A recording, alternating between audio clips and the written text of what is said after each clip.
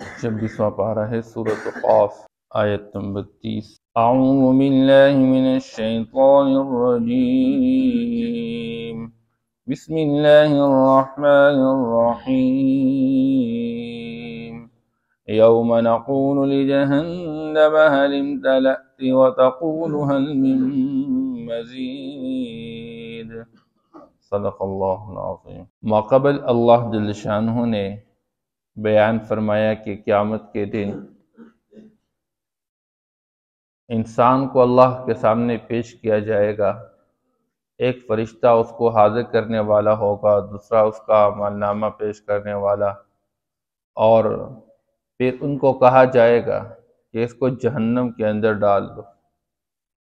بہرحال یہ کہے گا کہ شیطان نے مجھے ورغلایا تھا، شیطان کہے گا کہ میں نے تو اس کو گمراہی پہ زبردستی نہیں ڈال رکھا تھا، میں نے تو ایک وسوسہ ڈالا تھا۔ اللہ فرمائیں گے میرے سامنے اب جھگڑا مت کرو، اور تمہارے لیے دنیا کے اندر تمہیں بتایا گیا تھا کہ تمہارے اگر یہ عقیدہ ہوگا تو تمہارا یہ انجام ہوگا، تو تمہیں میرا انجام کے حوالے سے پہلے خبرداری آئی ہوئی تھی۔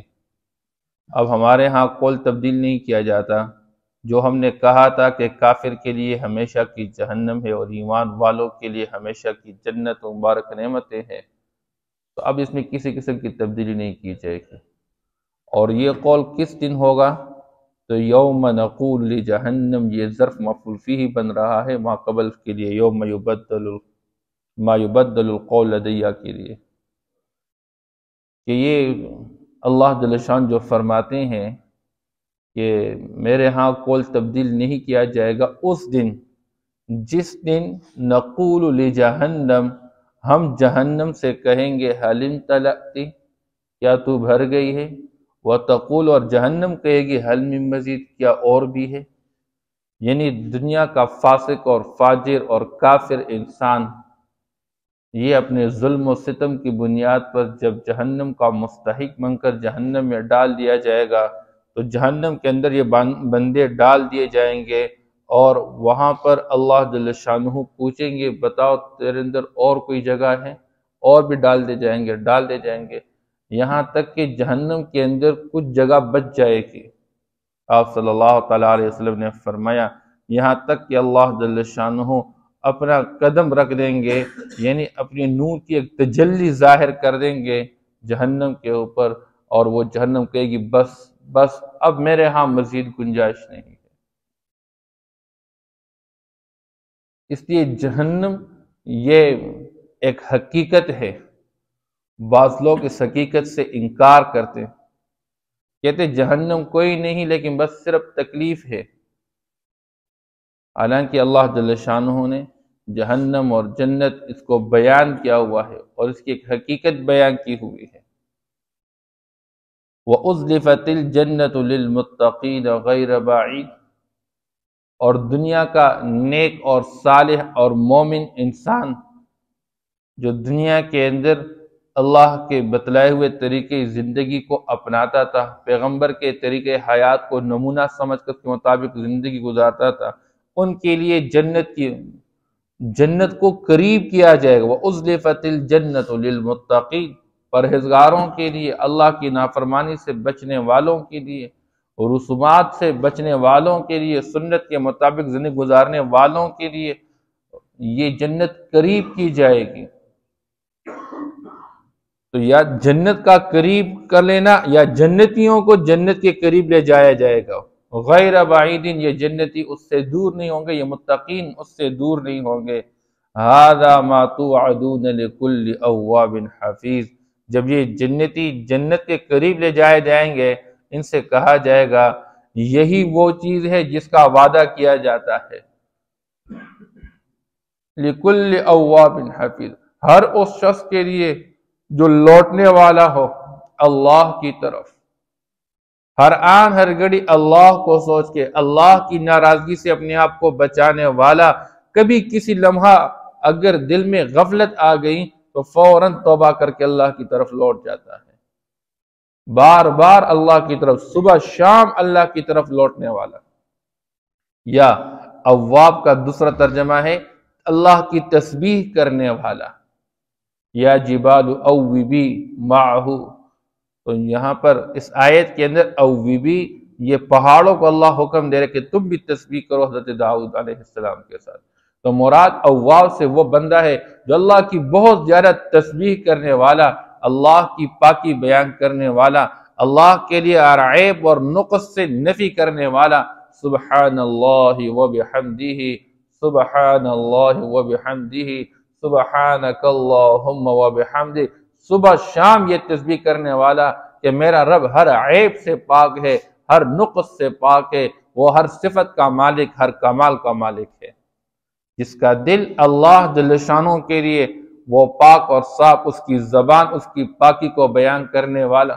اب اللہ جل شانہ فرماتے ہیں لِكُلِّ أَوَّابٍ حفیظٍ، اس شخص کے لیے جنت ٹھکانہ ہے جو کہ دنیا کے اندر اللہ کے قائم کردہ حدود کی حفاظت کرنے والا۔ اور اللہ کی حدود کیا ہے؟ اللہ کے بیان کردہ احکامات ہے، ان احکام سے تجاوز نہیں کر رہا۔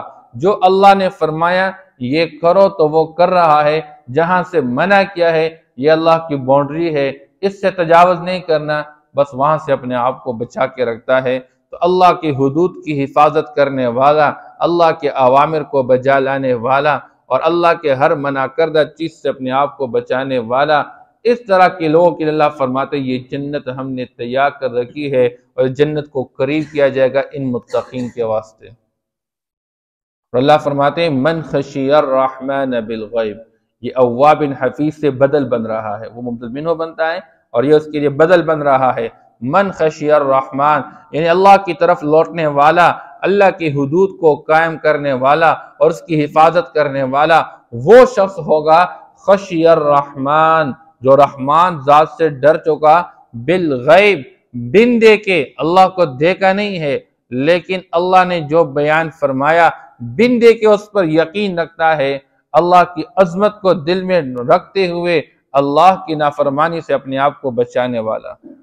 من خشی الرحمن بالغیب، اس لیے ایمان والوں کی سب سے پہلی صفت، متقین کی جو صفات بیان کی گئی قرآن کے شروع میں، ذالک الکتاب لا ریب فیہ ھدی للمتقین، یہ قرآن باعث ہدایت تقوی والوں کے لیے، پرہیزگاروں کے لیے، الذین یؤمنون بالغیب، جو ایمان لاتے ہیں، یقین رکھتے ہیں، بن دے کے، دیکھا نہیں اللہ کو لیکن اس پر ایمان لاتے ہیں۔ اللہ نے بیان فرمایا اس کائنات کے نظام میں فرشتے ہیں، دیکھے نہیں ہم نے لیکن ایمان رکھنے والے، یقین رکھنے والے۔ جنت ہے ہم نے دیکھی نہیں، جہنم ہے ہم نے دیکھی نہیں لیکن اس پر یقین رکھنے والے ہیں۔ موت کے بعد ایک زندگی ہے، میزان ایک ترازو ہوگا اور اس میں انسانوں کے اعمال کو تولا جائے گا۔ اپنے عقل کے گھوڑے نہیں دوڑاتے، بس ہماری عقل میں یہ بات نہیں آ رہی، میں نہیں سمجھ رہا، بس میں اس پر یقین نہیں۔ جو اللہ نے بیان فرمایا، جو اللہ کے رسول نے بیان فرمایا، ہمارا جی مانے یا نہ مانے، ہماری عقل مانے یا نہ مانے، یہ تو غیب کے ساتھ تعلق رکھنے والا ہے۔ انسانی عقل تو نچلے درجے کی ہے، اس سے اعلیٰ درجے کا جو علم ہے وہ وحی کے ساتھ حاصل ہوتا ہے۔ تو یہ وحی کے ذریعے اللہ نے جو بیان فرمایا، بس وہ حق اور سچ، اس پر کامل یقین رکھنے والے ہیں۔ اس لیے مومن دلائل کی دنیا میں یہ نہیں تھا کہ میری آنکھوں میں کوئی چیز دیکھی نہیں تو کیوں وہ دنیا کے اندر ہوگی نہیں، میرے کان نے کوئی چیز سنی نہیں تو کیا دنیا کے اندر اس کا وجود نہیں ہے؟ نہیں، بہت ساری چیزیں ہم نے دیکھی نہیں، ہم اس کا یقین رکھتے ہیں۔ بہت ساری چیزیں ہم نے سنی نہیں، ہم اس کا یقین رکھتے ہیں۔ تو بہت ساری چیزیں عقل تسلیم نہیں کرتی لیکن اللہ نے بیان فرمایا ہے، اب ہم اس کو تسلیم کرتے ہیں۔ اس لیے من خشی الرحمن بالغیب، یہ اپنے مشاہدے اور اپنے سننے اور اپنے بولنے اور ظاہری مشاہدے کے نظام کے مقابلے میں غیب کے نظام پر اللہ کے بتلانے سے اور اللہ کے حبیب کے بتلانے سے بس اس پر کامل یقین رکھنے والے ہیں اور اس کی وجہ سے اللہ سے ڈرنے والے ہیں۔ وَجَاءَ بِقَلْبٍ مُنِيبٍ، اور لایا اللہ کے پاس ایک دل جس کے اندر انابت ہو، رجوع ہو، لوٹنے والا ہو اللہ کی طرف۔ اس سے علماء فرماتے ہیں بقلب منیب سے مراد وہ دل ہے جو اخلاص کے ساتھ مزین ہو، جو مخلص ہو، جس میں ایک اللہ ہی کی محبت، ایک اللہ کی عظمت اور ایک اللہ جل شانہ کی ذات و صفات پر کامل یقین بیٹھا ہوا ہو۔ یہ ہے وہ بنیادی طور پر قلب منیب۔ اور انابت رکھنے والا وہ بنیادی طور پر اللہ کے سامنے اپنی عاجزی ظاہر کرنے والا ہوتا ہے، وہ تکبر سے پاک دل ہوا کرتا ہے، اپنے آپ کو کچھ بھی نہیں سمجھتا، اپنی ابتدا پر سوچتا ہے کہ گندے قطرے سے پیدا کیا گیا انسان ہوں، میں تو ایک حقیر چیز ہوں، میں تو کسی چیز کا مستحق نہیں ہوں، جو کچھ ہے یہ اللہ ہی کا فضل ہے بس۔ جس دل کے اندر یہ صفت پڑی ہوئی ہو، اس لیے مفسرین فرماتے ہیں جو لایا دل، ایسا دل جو کہ منیب ہو، اس کا ایک مطلب یہ بھی بیان کیا جاتا ہے کہ جس دل کے اندر خواہشات کو ترک کرنے کا جذبہ ہو، اپنی خواہشات کو پورا کرنے کا جذبہ نہیں رکھتا، اپنی خواہشات کو ترک کرتا ہے، رب کی خواہش کو مکمل کرنے کی کوشش کرتا ہے۔ ایک طرف میری ذاتی چاہت ہے، دوسری طرف اللہ کی چاہت ہے، ذاتی چاہت کو قربان کرنے والا، اللہ کی چاہت کو پورا کرنے والا دل جو یہ لے کر آیا تو ان کے لیے جنت ہے۔ ادخلوها بسلام، جب یہ پرہیزگار ان کے لیے جنت کو قریب کیا جائے گا تو اللہ جل شانہ کی طرف سے اعلان ہوگا ادخلوها، آج کے دن تم داخل ہو جاؤ اس جنت کے اندر بسلام، سلامتی کے ساتھ، کسی قسم کا کوئی خوف اور غم محسوس نہ کر۔ ذالک یوم الخلود، اب یہ ہمیشہ رہنے کا دن ہے، اس جنت میں داخل ہونے کے بعد موت ختم، ساری زندگی ہی زندگی ہے، پھر داخل ہو کر ہمیشہ ہمیشہ کے لیے صحت ہے، بیماری کوئی نہیں ہوگی، ہمیشہ ہمیشہ کے لیے جوانی ہے، بڑھاپا کوئی نہیں ہوگا، ہمیشہ ہمیشہ کے لیے خوشیاں ہوں گی، غم کوئی نہیں ہوگا۔ اس اللہ فرمایا ذالک یوم الخلود لہم ما یشاؤون فیہا، ان لوگوں کے لیے اس جنت کے اندر جو یہ چاہیں گے وہ سب کچھ میسر ہوگا، جو چاہیں گے، جو جی کی چاہت ہوگی۔ وَلَكُمْ فِيهَا مَا تَشْتَهِي أَنفُسُكُمْ وَلَكُمْ فِيهَا مَا تَدَّعُونَ، تم جو چاہو گے، جو مانگو گے، تمہارا جی جو چاہے گا، جو تمنا، جو آرزو، وہ ساری کی ساری جنت کے اندر پوری کی جائے گی، ساری کی ساری۔ اور اللہ فرماتے ہیں ایک تو انسانوں کی چاہت کے اعتبار سے اللہ سب کچھ پورا فرما لے گا، وَلَدَيْنَا مزید، اور ہمارے ہاں اس میں کچھ اور اضافہ بھی ہے۔ آپ صلی اللہ تعالیٰ وسلم فرماتے ہیں جب جنتی جنت کے اندر داخل ہو جائیں گے اور جنت کی ساری نعمتوں سے ان کو نوازا جائے گا، اللہ جل شان جنتیوں سے پوچھیں گے اے میرے بندو کیا تم راضی ہو؟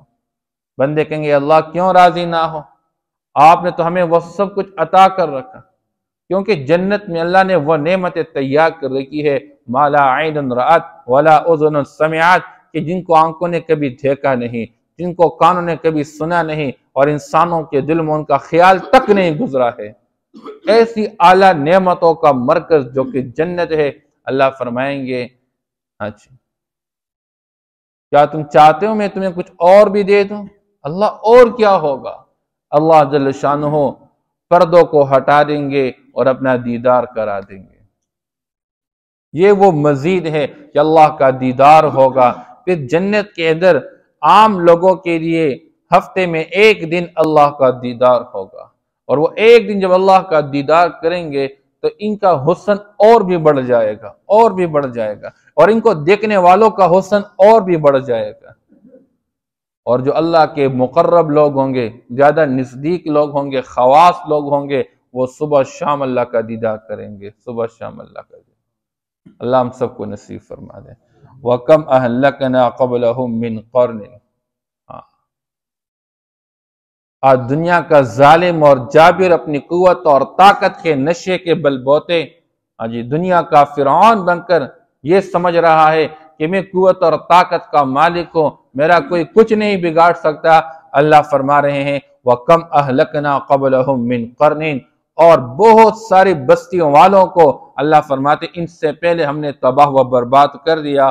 ہم اشد منہم بطشا، جو گرفت کرنے میں ان سے بھی زیادہ سخت ہے۔ یہ کیا قوت اور طاقت والے ہیں، ان کے پاس تو کوئی قوت اور طاقت نہیں۔ ان سے پہلے دنیا کے اندر ہم نے وہ قوم آباد کی، قوم عاد اور قوم سمود جیسے لوگ، جو یہ لوگ ان کی طاقت کے 10ویں حصے تک نہیں پہنچ سکتے، ان کو ہم نے اتنی قوت اور طاقت سے نوازا ہوا تھا۔ فَنَقَّبُوا فِي الْبِلَادِ، آج تو یہ دنیا کے سہولیات کے اور اسباب کے ذریعے سے مختلف حصوں کا سفر کرتے رہتے، زمین کے اندر گھومتے پھرتے۔ اس وقت اس طرح کی سہولیات بھی نہیں تھی، لیکن اس زمانے کے حوالے سے بھی وہ اتنے بڑے بڑے سفر کرتے رہتے تھے، تجارتی سفر کرتے رہتے تھے۔ اللہ نے ان کو بہت کچھ دیا ہوا تھا۔ یہ دنیا کے اندر کس چیز کے مالک ہیں؟ ہم نے ان کو اس سے زیادہ قوت اور طاقت اور دنیا کی چیزوں کا مالک بنا کے رہتا۔ پہاڑوں کے اندر اپنے لیے بڑے بڑے محلات بناتے رہتے تھے، اپنے لیے گھر بناتے رہتے تھے۔ ان کی جو قوت اور طاقت تھی وہ تو ان سے بہت زیادہ تھی، یہ تو ان کے 10ویں حصے تک نہیں پہنچے۔ وما بلغوا معشار، 10ویں حصے تک نہیں پہنچ چکے یہ لوگ۔ یہ کس چیز پر فخر و غرور میں مبتلا ہے، کس گھمنڈ میں مبتلا ہے، کس دھوکے میں مبتلا ہے؟ یہ پچھلے لوگوں کے قصے اور کہانیاں سنتے نہیں ہیں، ان کے انجام سنتے نہیں، ہم نے کیا کر دیا ان کے ساتھ۔ منہم من، بعض ان میں سے وہ تھے جن کو اللہ نے پانی کے ساتھ غرق کر دیا۔ خسفنا، بعض کو ہم نے زمین کے اندر دھنسا کے رکھ دیا، بعض کے اوپر اللہ نے آسمان سے آگ نازل فرما دی، کسی کو اللہ نے ایک چیخ کے ساتھ تباہ و برباد کر دیا، کسی پر اللہ نے ہوائیں بھیج دی اور ہواؤں کے ذریعے سے اوپر اڑا کے زمین پہ مارا، کسی پر اللہ جل شان نے کیا عذاب کسی پر کیا۔ اللہ فرماتے بہت ساری بستیوں والے جو ان سے زیادہ گرفت کرنے والے اچھے مضبوط قسم کے لوگ تھے اور زمینوں میں پھرنے والے تھے، لیکن اللہ فرماتے جب ہمارا عذاب اور پکڑ آیا، حل من محیص، کیا تھا ان کے لیے کوئی پناہ کی جگہ؟ کوئی پناہ کی جگہ نہیں تھی ان کے لیے، کوئی جائے پناہ نہیں، ان کو خلاصی کے لیے کوئی جگہ نہیں مل رہی ہے، ان کے لیے بچنے کے لیے کوئی جگہ نہیں مل رہی تھی۔ جب وہ اللہ فرماتے ہم نے ان کو تباہ و برباد کر دیا، یہ ہمارے لیے کیا ہے؟ یہ مکہ والے جس وقت قرآن کا نزول ہو رہا تھا، جو مسلمانوں کو مارتے پیٹتے گھسیٹتے رہتے تھے، اللہ نے فرمایا کہ تم باز آ جاؤ اپنے ظلم و ستم اور کفر اور جبر سے، ورنہ تمہارے بھی وہی انجام ہوگا جو پچھلے لوگوں کا ہم نے کر دیا۔ اور یہ قیامت تک آنے والے لوگوں کے لیے اللہ اس قرآن کو بھیجے ہوئے ہیں۔ اس لیے ایک طرف مسلمان کو تسلی دی جا رہی ہے، کوئی مسئلہ نہیں، تم آج جس ظالم اور جابر اور کافر کے ہاتھوں ظلم کا شکار ہو چکا ہے، تم مظلوم بن کی زندگی گزار رہا ہے، اور آج کیا نخرے کیے جا رہے ہیں، مسلمانوں کا خون بہایا جا رہا ہے، ان کے گھروں کو تباہ برباد کیا جا رہا ہے، لیکن ان کے لیے جنت کی مبارک نعمت، ہر خواہش وہاں پوری کی جائے گی۔ اور آپ صلی اللہ تعالیٰ وسلم نے فرمایا میری امت کو دنیا کے اندر جو تکلیفیں مل رہی ہیں یہ ان کے گناہوں کی صفائی کا ذریعہ ہے، آخرت میں مکمل طور پر جنت کی مبارک نعمت ان کو ملے گی، اس لیے اس سے پریشان نہیں ہونا۔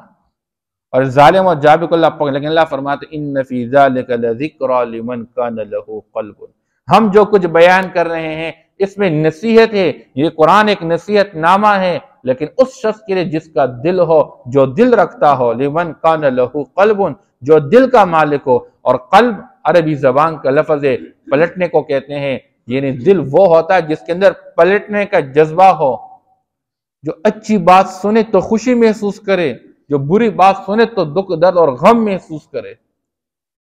لیکن آج اللہ معاف کر لے، محنت نہ ہونے کی وجہ سے آج دنیا کے اعتبار سے ہمیں کوئی کہہ دے کہ تیرے پلاٹ پر کسی نے قبضہ کر دیا، ہمارا دل بے چین ہو جاتا ہے، تڑپ جاتا ہے۔ ہمیں کہہ دے کہ تجھے ایک سونے کے مکمل طور پر ایک بڑے ہار سے نوازا گیا، ایک بال سے نوازا گیا، ایک بیٹ سے نوازا گیا، ہم ان چیزوں کے لیے ہمارے دلوں میں کتنی خوشیاں سما جاتی ہیں، ہمارا دل خوش محسوس کرتا ہے، لیکن دین کے اعتبار سے آخرت کے اعتبار سے ہمارے دل مر چکے ہیں، ہمیں کوئی احساس تک نہیں ہوتا، پورا دن گزر گیا، کوئی نماز نہیں پڑھی ہے، دل کوئی غم محسوس نہیں کر رہا، کوئی پریشانی محسوس نہیں کر رہا، ہم نماز پڑھ چکے، دل کتنا مطمئن ہو گیا، کتنا خوش ہو گیا۔ اسے فرمائے اس میں نصیحت ہے ان لوگوں کے لیے، من کان لہ قلب او القى السمع، یا کم از کم سنے تو غور سے سنے، وہ شہید، دل و دماغ حاضر کر کے سنے تو صحیح۔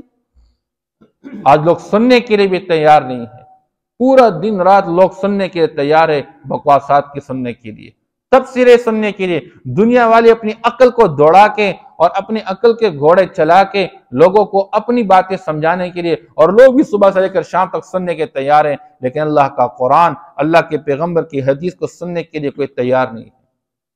ہمارے معاشرے کا حال ہی ہے، تو انجام بھی یہی ہوگا۔ اپنے انجام سے بے خبر ہوں گے اور اچانک اللہ کی پکڑ آ کے تباہ بربادی کا شکار ہو جائے۔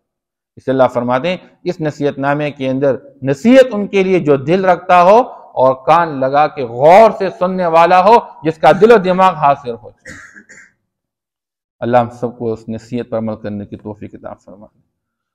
یوم نقول لجہنم، جس دن ہم جہنم سے کہیں گے حل امتلأت وتقول حل من مزید، کیا تو بھر گئی ہے، اور جہنم کہے گی کیا اور بھی ہے کوئی مزید۔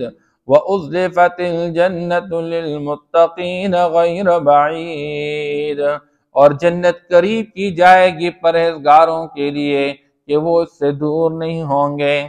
هَذَا مَا تُوعَدُونَ لِكُلِّ أَوَّابٍ حَفِيظٍ، یہی وہ ہیں جس کا وعدہ کیا جاتا ہے ہر لوٹنے والے کے ساتھ، حفاظت کرنے والے کے ساتھ۔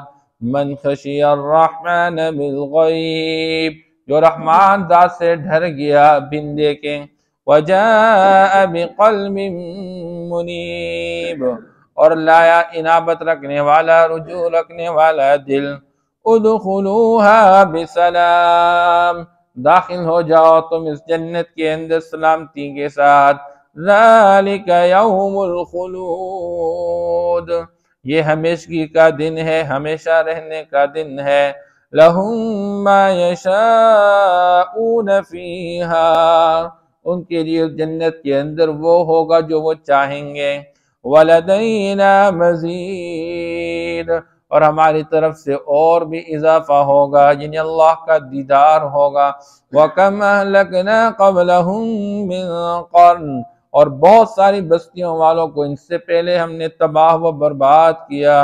ہم اشد منہم بطشا، جو ان سے بھی زیادہ سخت گرفت کرنے کے اعتبار سے۔ فنقبوا فی البلاد، پس وہ سفر کر چکے اس شہروں میں، پس وہ کوریدنے لگے شہروں میں۔ حل من محیص، کیا تھی ان کے لیے کوئی جائے پناہ۔ ان فی ذلک لذکری لمن کان لہ قلب، یقیناً اس میں نصیحت ہے ان لوگوں کے لیے جو دل رکھتے ہیں۔